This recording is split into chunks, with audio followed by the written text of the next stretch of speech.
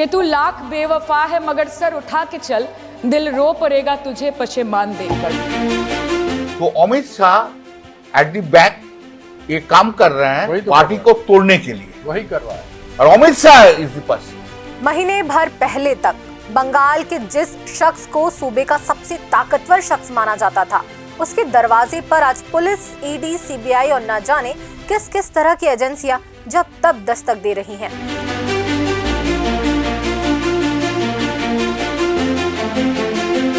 विधानसभा चुनाव में मिली करारी हार के बाद से लस्त पस्त पड़ी तृणमूल कांग्रेस की सुप्रीमो ममता बनर्जी के ताकतवर भतीजे अभिषेक बनर्जी के खिलाफ ये कार्रवाइयां ऊपर से देखने से लगता है कि ये सारी कार्रवाइयां कानूनी ढंग से हो रही हैं, लेकिन ये पूरा सच नहीं है।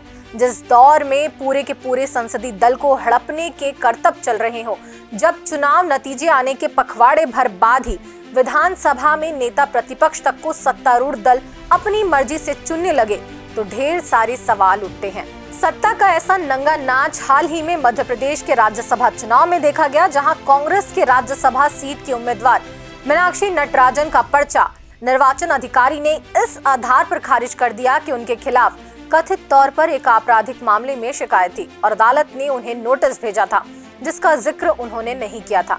दिलचस्प यह है कि जिस शिकायत के आधार पर यह फैसला किया गया, उसे हैदराबाद की एक अदालत के मजिस्ट्रेट ने यह कहते हुए लौटा दिया कि यह उनके अधिकार क्षेत्र में ही नहीं आता। महाराष्ट्र में देखा ही गया था कि किस तरह से मोदी शाह की सरपरस्ती में भाजपा ने शिवसेना और एनसीपी में तोड़फोड़ कराई थी। मगर अभी बात बंगाल की, जहां चुनाव के बाद से बवाल है, जहां 1.5 दशक तक सत्ता में रही तृणमूल कांग्रेस के नंबर 2 कहे जाने वाले अभिषेक बनर्जी के खिलाफ एजेंसियां ताबड़तोड़ ढंग से पीछे पड़ी हुई हैं। 12 जून को बंगाल पुलिस की खुफिया ब्रांच ने अभिषेक बनर्जी से 5.5 घंटे तक पूछताछ की। गुरुवार रात 11:30 बजे तक लगभग 5.5 घंटे तक तृणमूल कांग्रेस के नंबर 2 नेता से पूछताछ करने के बाद शुक्रवार दोपहर सीआईडी अधिकारी एक अन्य मामले में समन देने के लिए फिर उनके घर पहुंचे। अधिकारियों ने जोर दिया कि समन उन्हें व्यक्तिगत रूप से ही दिया जाए, जबकि उस समय वह घर पर मौजूद नहीं थे। घर लौटने के बाद अभिषेक पत्रकारों के बीच पहुंचे और कहा कि यदि सीआईडी के लिए उनसे व्यक्तिगत रूप से मिलना इतना महत्वपूर्ण था, तो उसे या तो अपने आने की पूर्व सूचना देनी चाहिए थी या फिर उनके लौटने तक इंतजार करना चाहिए था। शुक्रवार को दिया गया समन कथित रूप से भड़काऊ चुनावी भाषण से संबंधित था। अभिषेक ने सवाल उठाया कि यदि उनका भाषण वास्तव में भड़काऊ था, तो उस समय राज्य की कानून व्यवस्था की जिम्मेदारी संभाल रहे चुनाव आयोग ने उनके खिलाफ मामला क्यों नहीं दर्ज किया। अपने उस भाषण में अभिषेक ने कहा था कि 4 मई यानी मतगणना के दिन उसके बाद रविंद्र संगीत की जगह डीजे संगीत बजेगा। कुछ लोगों ने इसे हिंसा के लिए उकसाने वाली टिप्पणी के रूप में देखा था। 3 बार के सांसद अभिषेक ने कहा, अगर मैंने चुनाव के बाद डीजे बजाने की बात कही थी तो केंद्रीय गृह मंत्री ने कहा था कि तृणमूल कार्यकर्ताओं को उल्टा लटका दिया जाए। उन्होंने ये भी कहा कि हर क्रिया की समान और विपरीत प्रतिक्रिया होती है। चुनाव आयोग जानता था कि यदि वह अभिषेक बनर्जी के खिलाफ मामला दर्ज करेगा तो उसे अमित शाह के खिलाफ भी वैसा ही करना पड़ेगा, लेकिन मुख्य चुनाव आयुक्त ज्ञानेश कुमार में ऐसा करने का साहस नहीं था। उन्होंने ये भी कहा कि अब सरकार बदल गई है, इसलिए ये मामले सामने लाए जा रहे हैं। यदि मेरे डीजे बजाने वाले बयान पर एफआईआर हो सकती है, तो अमित शाह के खिलाफ एफआईआर क्यों नहीं होनी चाहिए। बात सिर्फ अभिषेक बनर्जी के खिलाफ की जा रही कार्रवाइयों तक सीमित नहीं है। दरअसल चुनाव की हार के बाद जिस तरह से तृणमूल कांग्रेस में हड़कंप मचा हुआ है और पार्टी में जिस तरह की फूट हुई है, वह देश की संसदीय राजनीति में अभूतपूर्व है।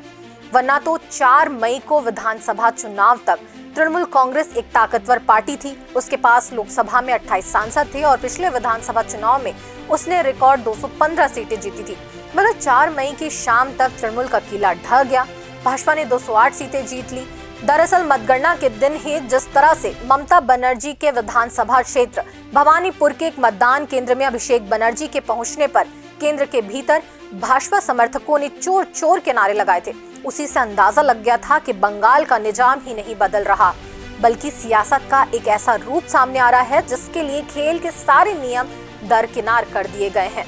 पश्चिम बंगाल में 80 सीटें पाने और 41% के करीब वोट पाने के बावजूद तृणमूल कांग्रेस के भीतर जो हलचल मची है, वह सिर्फ सत्ता के जाने की वजह से नहीं, बल्कि मोदी शाह के युग में किसी भी तरह से विपक्ष को ध्वस्त कर देने की मंशा से उपजी है।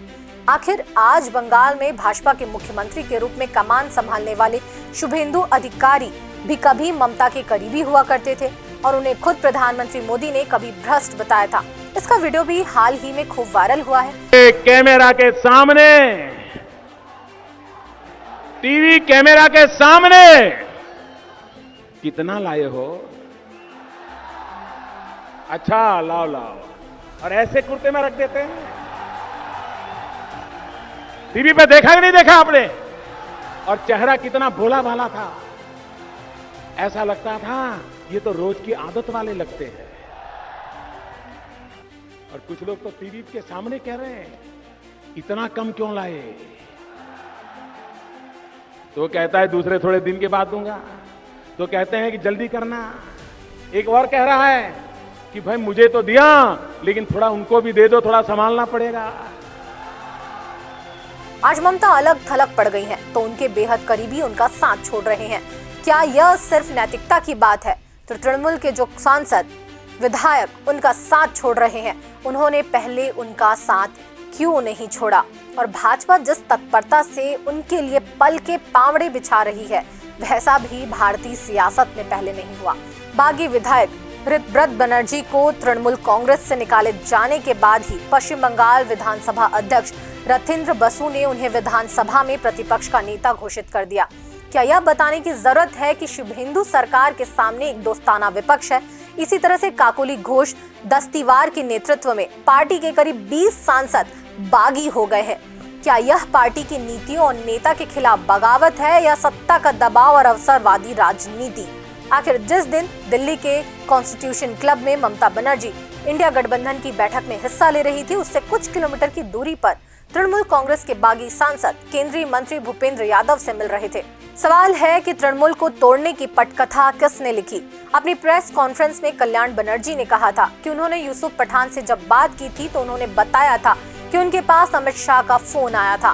कल मेरा यूसुफ पठान का साथ बात हुआ। यूसुफ पठान उस टाइम बड़ौदा में थे।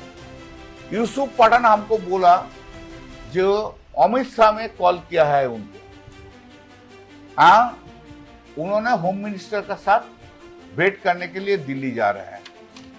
तो Amit Shah at the back ये काम कर रहे हैं तो पार्टी को तोड़ने के लिए, वही कर रहा है। और Amit Shah is the person. आखिर किन किन तृणमूल सांसदों के पास ऐसे फोन गए हैं? फोन पर क्या बातें हुई हैं? ये राज अभी खुला नहीं है। हैरानी इसलिए होती है क्योंकि बागी सांसदों में उन फायर ब्रांड सयानी घोष तक का नाम है जिन्होंने संसद से लेकर चुनाव प्रचार के दौरान भाजपा और सीधे प्रधानमंत्री मोदी तक पर निशाना साधा था। कि तू लाख बेवफा है मगर सर उठा के चल, कि तू लाख बेवफा है मगर सर उठा के चल, दिल रो पड़ेगा तुझे पशेमान देखकर। Thank you so much. चर्चा तो कल्याण बनर्जी के उस बयान की भी रही थी जिसमें उन्होंने कहा था कि वह अभिषेक की मनमानी सहन नहीं कर सकते और ममता को उन्हें या अभिषेक में से किसी एक को चुनना होगा। अभिषेक ने जब यह कहा कि कल्याण बनर्जी से उन्होंने सियासत सीखी है तो कल्याण नरम पड़ गए। कल्याण ने उन्हें अपना बच्चा बताया है।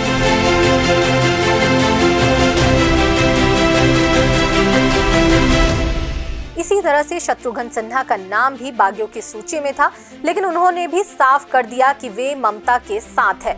हालांकि अभी तक यह साफ नहीं है कि जिन बागी सांसदों ने ममता का साथ छोड़ा है वे किसी दबाव में तो नहीं थे। अभी यह भी साफ नहीं है कि लोकसभा के अध्यक्ष ओम बिरला से उन्हें किस तरह का जवाब मिला है, लेकिन जो साफ दिख रहा है कि दल बदल कानून भी ऐसी बगावत को रोकने में नाकाफी हो गया है। ये बात सिर्फ ममता बनर्जी, अभिषेक बनर्जी और तृणमूल कांग्रेस तक सीमित नहीं है। आखिर हाल ही में आम आदमी पार्टी के 7 राज्यसभा सदस्य भाजपा में चले गए और यह सब एक ही राज्य पंजाब से चुनकर आए थे। 1984 में महज 29 बरस की उम्र में सीपीएम के कद्दावर नेता सोमनाथ चटर्जी को पराजित कर पहली बार लोकसभा पहुंची ममता बनर्जी सड़क के आंदोलन से संसद और विधानसभा तक पहुंची थी। पश्चिम बंगाल में 1.5 दशक तक सरकार चलाने के बाद आज वह फिर से सड़क पर है।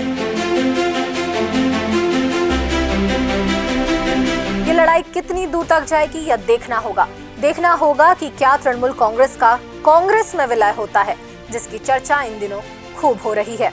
इस पर आपका क्या कहना है, हमें कमेंट्स के जरिए बताएं। ऐसे ही और रिपोर्ट्स और एक्सप्लेनर देखने के लिए द लेंस के यूट्यूब चैनल को सब्सक्राइब जरूर करिए। इस वीडियो को लाइक शेयर जरूर करिए। मिलते हैं किसी और रिपोर्ट में नए विषय के साथ। धन्यवाद।